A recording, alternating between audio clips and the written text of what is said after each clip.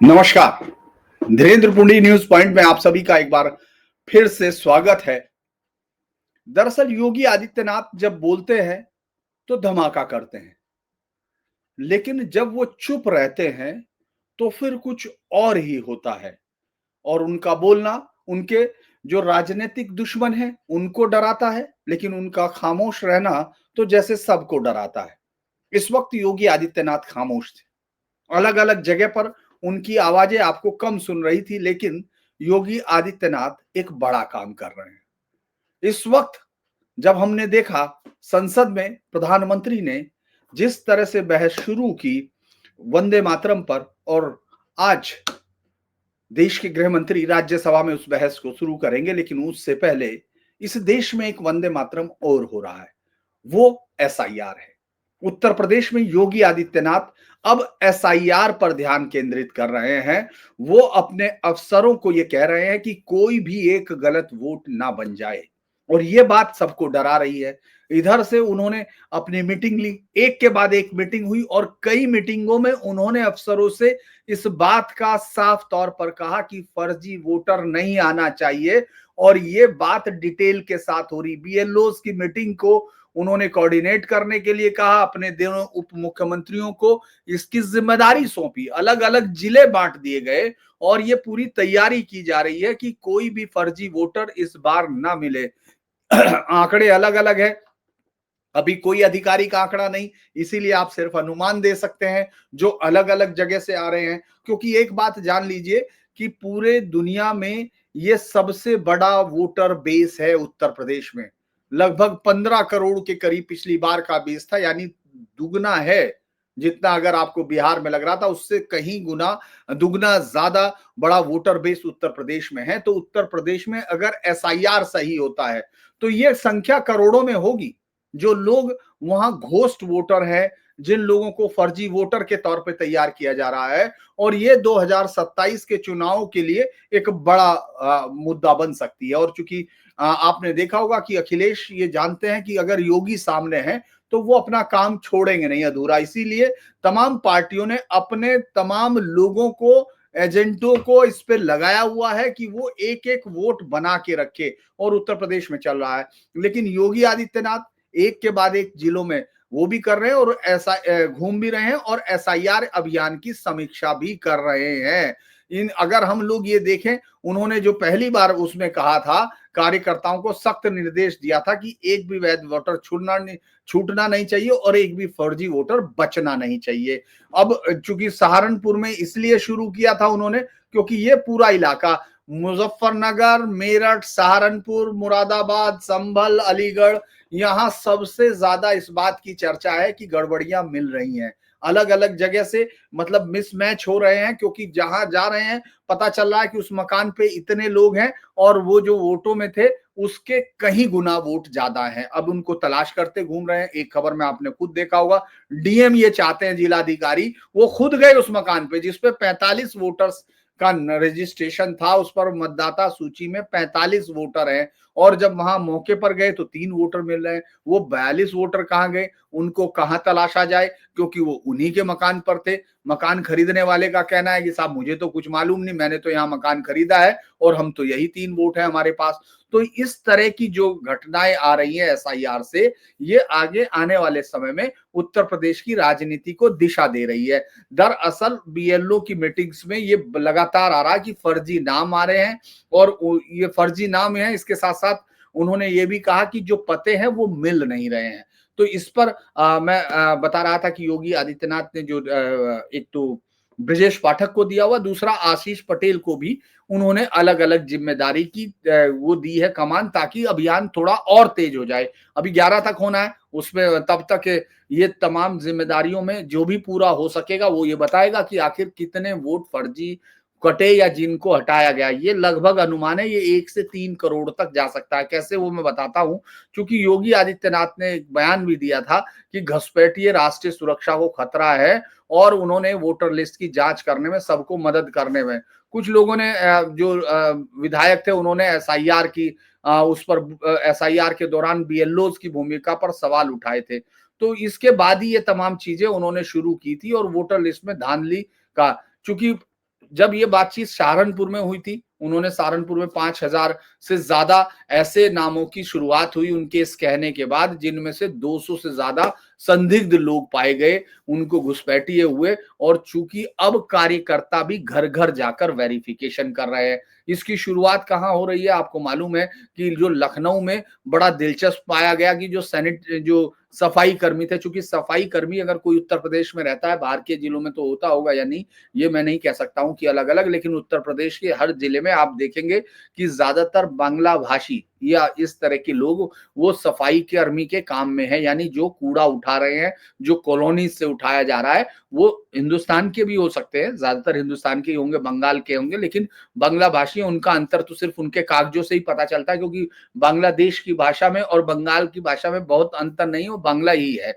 और चूंकि इसको सिर्फ एक बंगाल का व्यक्ति ही समझ सकता है कि दोनों के बीच में जो उच्चारण का क्या अंतर है और कोई शब्द स्थानीय शब्दों का क्या बदल।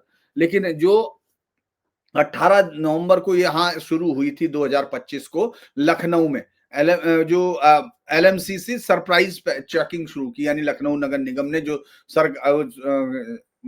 सरप्राइज चेकिंग शुरू की थी, तो उसमें ज्यादातर कर्मचारी जो थे, 300 से ज्यादा कर्मचारी रातों रात गायब हो गए, क्योंकि उन्होंने कहा वो आधार चाहिए, वोटर आईडी चाहिए और हमको बर्थ सर्टिफिकेट चाहिए।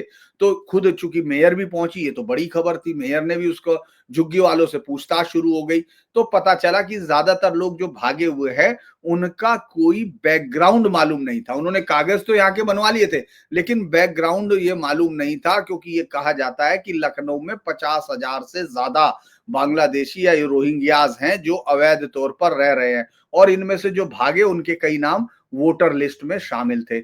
इसके अलावा योगी 5 दिसंबर को पहले ही निर्देश दे चुके कि जितने 17 शहरी निकाय हैं, जितने भी मतलब कमिश्नरेट है, उन्होंने उनमें सब में कहा कि डिटेंशन सेंटर बनाइए जहां घुसपैठियों को रखा जाए, क्योंकि तैयारियां चली रही हैं। ये बात मैं आपके साथ पहले भी शेयर कर चुका था कि जो लखनऊ नगर निगम है उसने तो 4 तारीख से ही ये चेकिंग शुरू की थी, और बहुत सारे लोगों ने फिर वो, आपको मालूम है, आरोप लगाने की प्रक्रिया शुरू हो जाती है कि साहब हमारे साथ बड़ी दिक्कत हो रही है और कोई भी आके ऐसे चेकिंग कर रहा, लेकिन स्लम एरियाज में ये चेकिंग चल रही है। और जो मोहबा केस का मैंने आपको उदाहरण दिया था कि चूंकि ये बात जब चेक किया गया, एक संजय सिंह ने आरोप भी लगाया कि साहब एक जगह महोबा पे एक ही पते पे 4,271 वोट जारी है, मतलब वोट लगे हुए हैं, वोट बने हुए उस मकान पर, लेकिन ये पंचायत चुनाव से पहले का मामला था, इसे एसआईआर में अब दुरुस्त किया जा रहा। तो इसीलिए आपने देखा होगा कोई भी पार्टी अभी तक कोई बड़ा आरोप नहीं लगा रही। एक गोरखपुर में ही जो एसआईआर का जो दौरान है, जो चेकिंग थी, उसमें 3 लाख से ज्यादा मिसिंग वोटर मिल रहे, उनके नाम हटाए जा रहे। बिहार में तो 44 लाख वोटर अनट्रेसेबल पाए गए थे, और फिर बाद में अलग अलग तरीके से उनको ढूंढा गया, लेकिन यहां एक झुग्गी में 42 लोग थे, लेकिन उनका मैच नहीं हुआ, वो फर्जी मिले। वहां से फिर ये चूंकि ये नाम लगातार जुड़ते चले गए, एसआईआर को अब एक हफ्ते के लिए बढ़ाया भी गया था, क्योंकि योगी ने ज्यादातर मामलों में बीएलओ को कहा है कि उनके खिलाफ आपराधिक कार्रवाई की जाएगी जो सही से नहीं करे, क्योंकि जो ज्यादातर ये उम्मीद की जा रही है कि 1 करोड़ नाम जरूर हट सकते हैं। ये बड़ी चीज है, इसको कोई आप हल्के में नहीं, 1 करोड़ का आप मतलब समझ रहे हैं कि पूरे उसमें उसका जो है पूरे जो जीत हार का अंतर है उसमें कितना बड़ा वो होगा। और इसमें से ज्यादातर लोगों का इस्तेमाल आप जानते हैं कौन लोग करते हैं, कौन सी पार्टियां करती हैं। अभी तक लखनऊ में ही 2 लाख लोगों के नाम ऐसा उम्मीद है कि हट रहे हैं। 3 लाख लोग का मिसिंग की जो रिपोर्ट है वो गोरखपुर की है। तो इस तरह अगर हम लोग देखते हैं तो फिर ये लगता है कि योगी आदित्यनाथ इस समय वो सबसे बड़ा काम कर रहे हैं जो यहां उत्तर प्रदेश में होने की जरूरत है। क्योंकि प्रदेश में 15 करोड़, मैंने 44 लाख आपको बताए हैं, और अगर अलग अलग जगह पर हम देखते हैं कि ये क्रैकडाउन जो वो कितना फुल स्टेट लेवल पर होगा, तो अगर हम बंगाल का देखें तो बंगाल में जो 22 लाख लोग वोटर्स कटे थे जिनकी डेथ हुई थी, यानी मृत वोटर थे। उत्तर प्रदेश में आप इसको देख सकते हैं ये कितने होंगे, क्योंकि यहाँ भी लास्ट 2003 का ही है। तो ये लगभग माना जा सकता है, क्योंकि आबादी ज्यादा है तो यहाँ मरने वालों का जिनके नाम हटाए जाने हैं उनकी संख्या ये कितनी हो सकती है, 20 से 40 लाख के बीच में। ये कहीं भी हो सकती है, कहीं भी रुकेगी जाके। गायब वोटर्स जो वहां देखे गए थे बिहार में, उनका इसके मुकाबले उत्तर प्रदेश में ज्यादा हो सकता है, क्योंकि एक ही जिले में आपने देखा गोरखपुर की ये खबर आनी शुरू हुई कि वहां 3 लाख वोटर मिसिंग है, और लखनऊ में इसकी संख्या 2 लाख के करीब हो सकती है। तो आप इन मिसिंग को, या दूसरी जगह पर होगा, वो वहां से शिफ्ट हो गए होंगे, लेकिन मतदाता सूची में तो वो मिसिंग है। उनकी उम्मीद ये है कि ये माइग्रेशन जो है, जो दिल्ली या मुंबई गए हुए लोग हैं ज्यादातर वो हैं, क्योंकि मैंने सहारनपुर की शुरुआत में ही बताया था ये अलग अलग जिलों में हो रहा है। 5 से 10 लाख लोग ऐसे हैं जो मल्टीपल टाइम्स हैं। ये जो मैसिव डुप्लीकेशन है ये उत्तर प्रदेश में बामुकाबले बिहार के बहुत ज्यादा होगा, क्योंकि उत्तर प्रदेश में बहुत सारे जिलों में आपने देखा होगा, जैसे मुजफ्फरनगर, मेरठ, सहारनपुर, यहां से डेली जो बहुत बड़ी संख्या आई थी वो इन शहरों में आके शिफ्ट हुई जो गांव से आई, और गांव के उनके वोटर्स दोनों जगह पर है। बहुत सारे लोग हैं आपके आसपास, आप पूछ के देख सकते हैं। जैसे मेरे सामने कई सारे लोग, आज जहां मैं बैठा हुआ था वहां भी उन्होंने सुबह यही बताया था कि हमारे कई नाम जो है, मतलब उनके कई रिश्तेदार गांव में भी वोट है और उनका यहां भी वोट है, तो वो कट सकता है। तो ये कुल डिलीशन जो है 1 करोड़ तक पहुंच सकता है, अलग अलग लोग कह रहे हैं। हालांकि अभी तक 90% डिजिटलाइजेशन हो चुका और अभी पूरा डाटा आना है। अभी पूरा का पूरा डाटा जो फॉर्म है, चूंकि अभी डिजिटलाइजेशन पर फोकस वो कर रहे हैं, 99.78 इतने परसेंट फॉर्म रिसीव्ड हो चुके। ये जो फाइनल रिपोर्ट है वो जनवरी में आएगी। लेकिन एक बात साफ है कि इस पूरे अभियान को खुद योगी आदित्यनाथ खुद से गवर्न कर रहे हैं, क्योंकि जब आई लव मोहम्मद का हुआ था उस वक्त जिस तरह की भीड़ आई थी, उससे पहले आप याद कीजिए संभल में जब वो शुरू हुआ था, जब दंगा शुरू हुआ था जिसमें 4 लोग मारे भी गए थे, उस समय ज्यादातर लोगों के फोटो अभी तक फेस रिकॉग्निशन कैमरे और उन सब का इस्तेमाल करने के बावजूद अभी बहुत बड़ी संख्या में फरार है। तो ये बार बार इस बार ये इस्तेमाल होते रहे हैं कि भाई ये रोहिंग्याज और बांग्लादेशी इस तरह की घटनाओं में सबसे बड़ा रोल निभाते हैं, और एसआईआर एक ऐसा हथियार सरकार को मिला है जिससे वो कम से कम हर एक आदमी के बारे में चेक किया जा सकता है। हर एक आदमी रिकॉर्ड पर होगा, हर एक आदमी का नाम, अगर वो, हर एक का मतलब जो मतदाता सूची में है, तो एक तरह से 60 to 70% स्थिति प्रून कर दी जाएगी, यानी उसकी प्रूनिंग हो जाएगी, जो अगर आगे कभी एनआरसी आता है तो। चूंकि वो आने की लोगों को पूरी उम्मीद है कि इसके बाद, चूंकि प्रोसेस बाय प्रोसेस चल रहा है, डिलिमिटेशन होना है, उसमें बहुत बड़ी चीजें होनी, तो मुझे लगता है कि ये एक बड़ा दिलचस्प मामला है। और योगी आदित्यनाथ अब तमाम तरह से बिहार के रिजल्ट के बाद उन्होंने, आपने देखा होगा कि कोई बहुत बड़ा मूव नहीं है, क्योंकि सबसे बड़ा मूव यही होने जा रहा है। उत्तर प्रदेश एसआईआर में सबसे ज्यादा चौंकाने वाला है, क्योंकि यहां बहुत सालों से जो वोटिंग है उसमें से इस तरह के घोस्ट वोटर वोट करने आते हैं, और उनको लेके अलग अलग मीम्स आपने देखा हो, चाहे वो बिहार हो या सब जगह बनते हैं। तो यहां सबसे बड़ा काम यही हो रहा है कि योगी आदित्यनाथ एक ऐसे अभियान का नेतृत्व कर रहे हैं जो उत्तर प्रदेश की राजनीति को बदल सकता है। क्योंकि बहुत, आपको मैंने बताया था कि पहला केस भी यहीं रजिस्टर्ड हुआ प्रदेश का, रामपुर में, कि किस तरह से एक मां ने अपने दोनों बेटों के लिए उनके फर्जी साइन कर दिए। तो ऐसे बहुत सारे केस आ रहे हैं, और अगर ये साफ हो जाता है तो जो आप देखते हैं कि वोटिंग का परसेंटेज बहुत ज्यादा बढ़ जाता है, लेकिन आपको वहां जो वोटर्स हैं उनको वहां दिखते नहीं है, उसी समय दिखाई देते हैं।